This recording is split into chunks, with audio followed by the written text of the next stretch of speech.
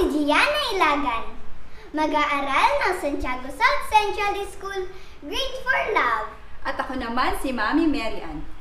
Nais niyo bang makarinig ng isang kwento? Kayo ba ay may alagang hayop? Nasubukan niyo na ba itong paramihin? Kung gayon, halina at makinig sa aming kwentong pinamagatang Nagtanim si Sophie ng Biik. Isinulat ni Sat Colabana At iginuhit ni Prom Contiero. Inihatid sa atin ng Let's Read Asia Foundation. Natutuwa si Sophie sa mga baboy sapagkat ito ay maganda. Nais niyang magkaroon nito. Pwede bang magtanim si Sophie ng biik upang ito ay tumubo at lumaki?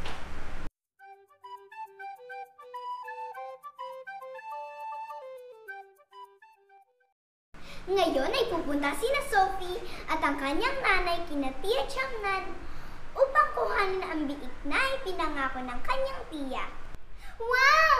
Ang daming baboy ni Tia Changnan! Ang ganda ng mga biik! Tia Changnan, paano po kayo nagkaroon ng napakaraming mga baboy at biik? Madali lang yan. Para ka lang nagtatanim ng mga gulay. Naisip ni Sophie ang isang puno na hitilik sa biik ang mga sanga.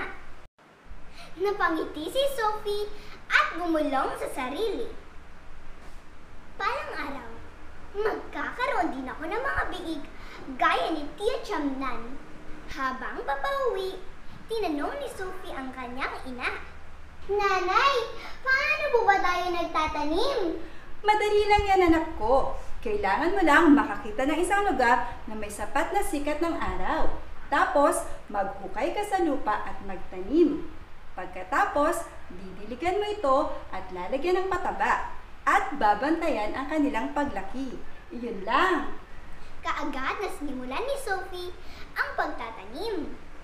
Tapos na! Hinintay ni Sophie kung ano ang mangyayari. Kailan kaya lalaki ang biik ko? Sapat ba ang pagdilig at paglagay ko ng pataba sa iyo? Sige, kukuha ako ng maraming tubig at pataba. Pagbalik ni Sophie, wala na ang kanyang biik sa kanyang pinagtaniman. Nasaan ka na, biik? Oink! Oink! Pagkatapos, narinig ni Sophie ang kanyang ina sa bakuran na nagtatanong. Anong ginagawa mo dito? Tumakbo si Sophie at nakita niyang natapakan ng kanyang biik ang mga bulaklak.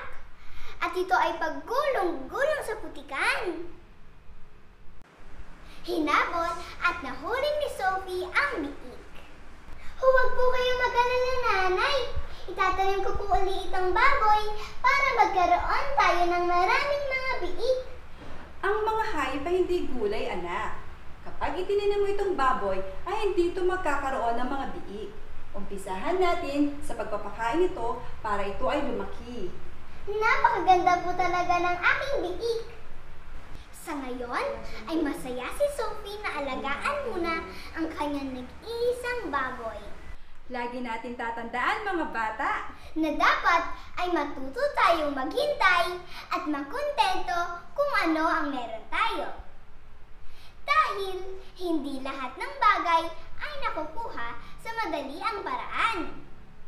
Hanggang sa muli, paalam! Nagtanim si Sophie ng biik. Isinulat ni